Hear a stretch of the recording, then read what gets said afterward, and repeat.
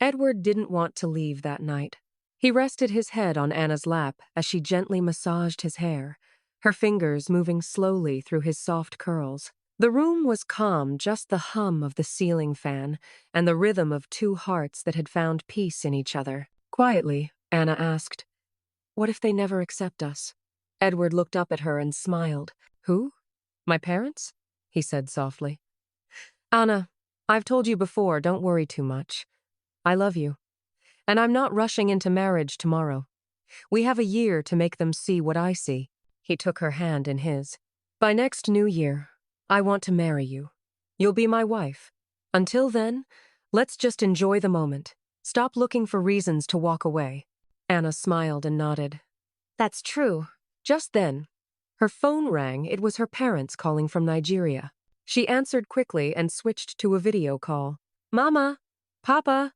she said joyfully. "There's someone I want you to meet." She turned the phone to Edward, who smiled warmly and waved. Her parents spoke quickly in their native dialect, whispering to each other. Anna chuckled. "They said, 'You're white.'" Edward grinned. "Yes, I am. And I love your daughter very much. I want to be with her." Anna's parents smiled politely. They could see his sincerity, the way he looked at their daughter like she was the only woman in the world. But deep down, they still carried the quiet worry of parents who knew that love alone wasn't always enough. The call ended soon after, with promises to talk again. That evening, Anna made dinner warm chicken pepper soup, Edward's favorite. He helped in her tiny kitchen, chopping vegetables clumsily while she laughed and teased him. When they sat to eat, he couldn't stop praising her cooking. "Anna, this is perfect. You always make food taste like love." When the dishes were done, he didn't move to leave. Anna looked at him curiously. "Edward, are you staying over?" He smiled, eyes playful. "Do you want me to?"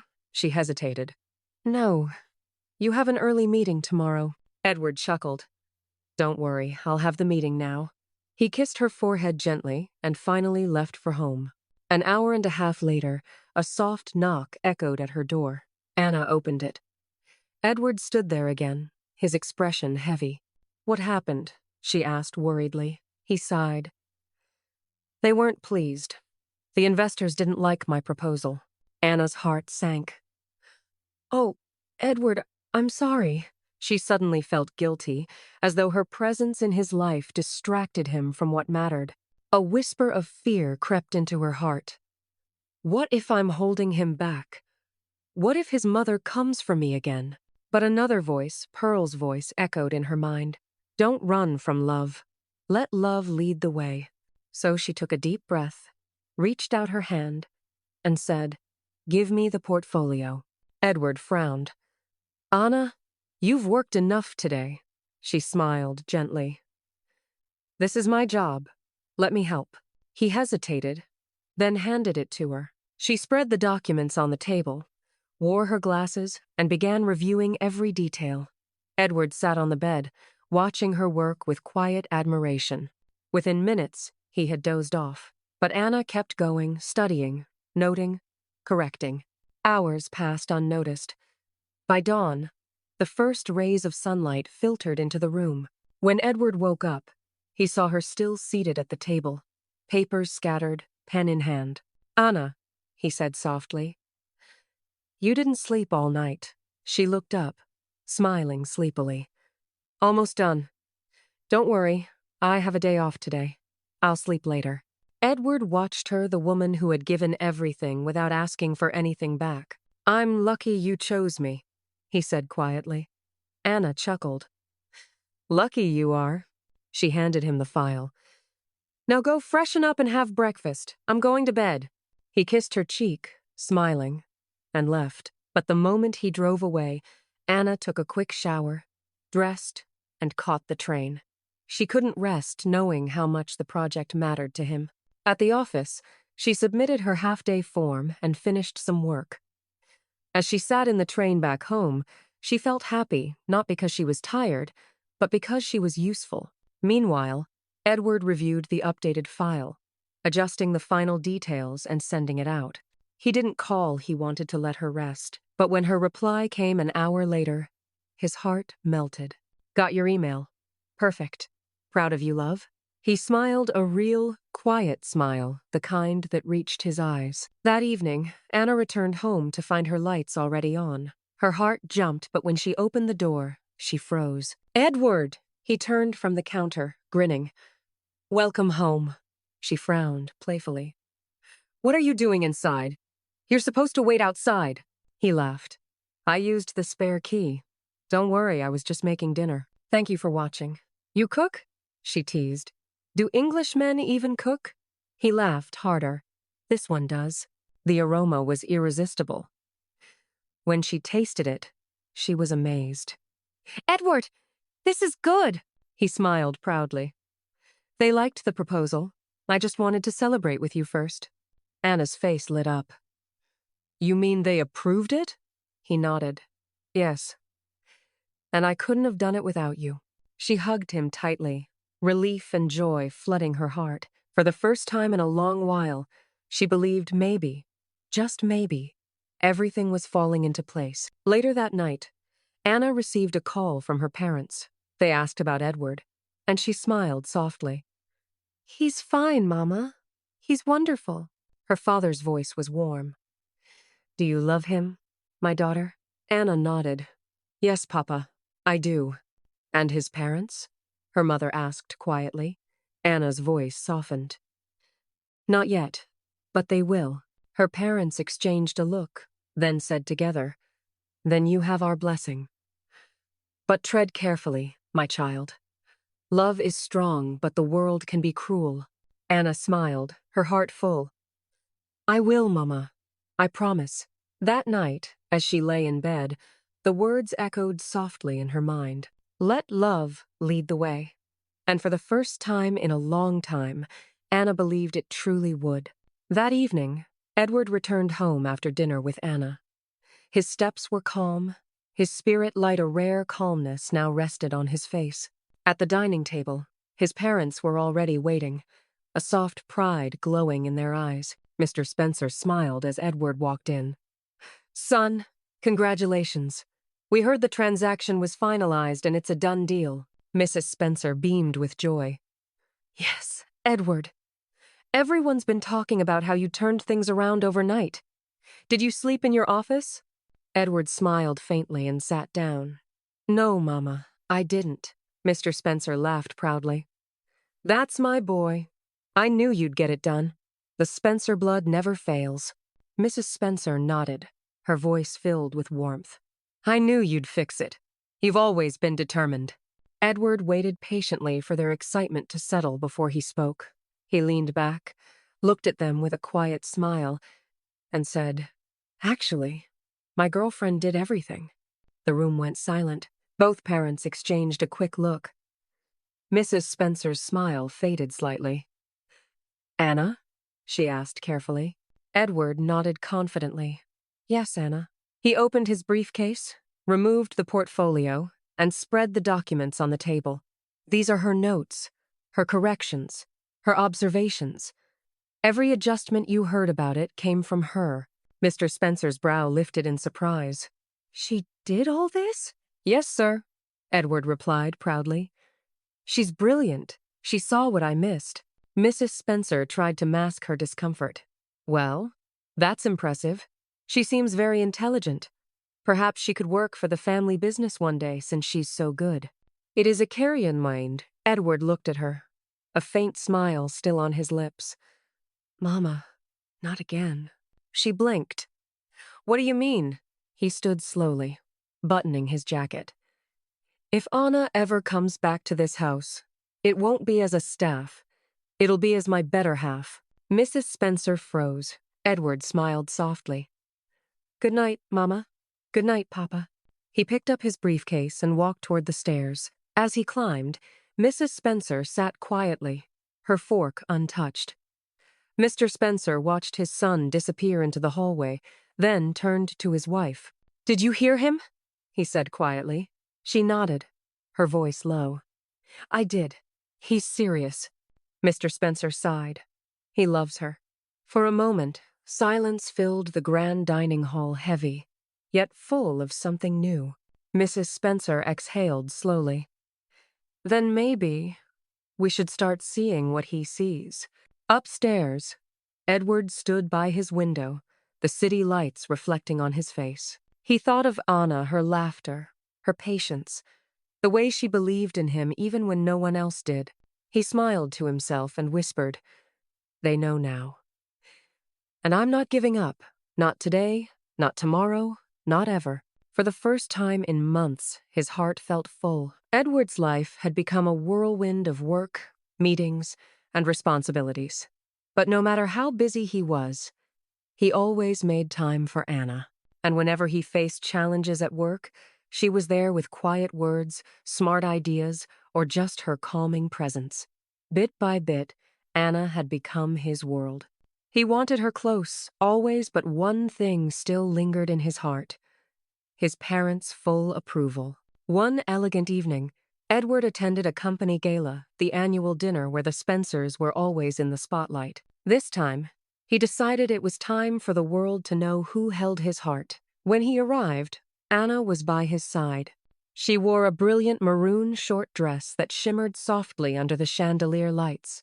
Her hair flowed gracefully over her shoulders, and her radiant brown skin glowed against the golden hues of the room. The moment they walked in, the room fell silent for a breath.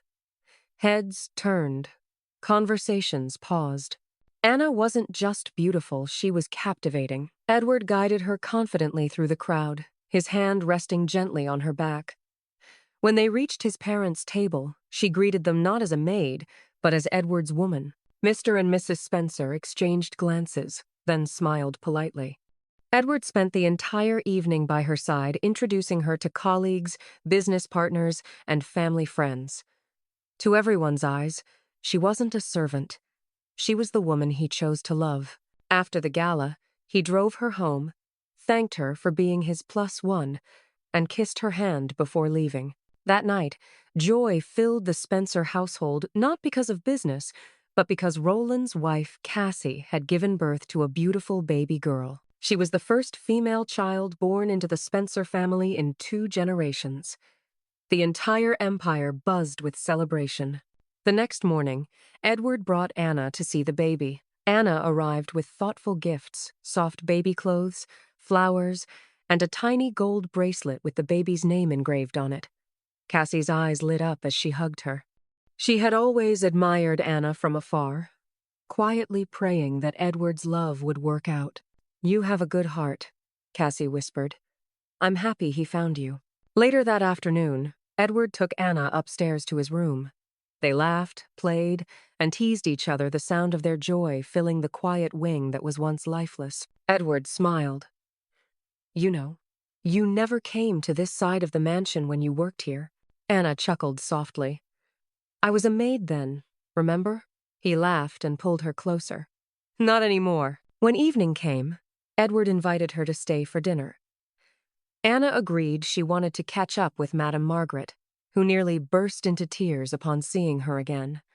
Together, they cooked, and when dinner was served, everyone at the table could taste it, that familiar warmth, that blend of Nigerian flavor and love. The food had Anna's touch. The family ate quietly, humbled by the peace that had returned to the house. As Anna rose to leave, Mr. and Mrs. Spencer asked her to stay a moment. In the quiet of the grand dining room, Mrs. Spencer spoke gently. "Anna," she began, "thank you for being in Edward's life. We see it now, he's happier, lighter. We can't deny what's right before our eyes." Mr. Spencer nodded. "We fought it at first, but it's clear now. He won't be with anyone else but you, so we are ready to accept you."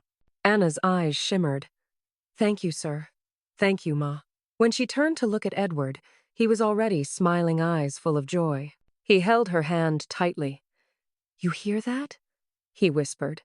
"You're not just welcome here. You belong here." He asked her to stay the night. "You're not a stranger anymore," he said softly. Anna hesitated, then smiled and nodded. She could see the happiness in his eyes. She didn't want to ruin it. That night, Under the soft glow of the garden lights, Edward and Anna took a walk. The night breeze carried the scent of roses. Then, without warning, Edward stopped. He turned to her, his heart pounding. "Anna," he said, softly. She looked at him curiously, and then he went down on one knee. Anna gasped. "Edward, what are you doing?" He smiled, holding up a small velvet box. "When did I get the ring? The day I made up my mind that you were the one." Tears filled her eyes as he opened it. A simple, elegant diamond that sparkled like a promise. "Will you be my wife?" he asked. Anna's voice trembled as she nodded. Yes, Edward, I will." He rose, pulled her into his arms, and kissed her deeply. It wasn't just a kiss of love, it was a kiss of victory.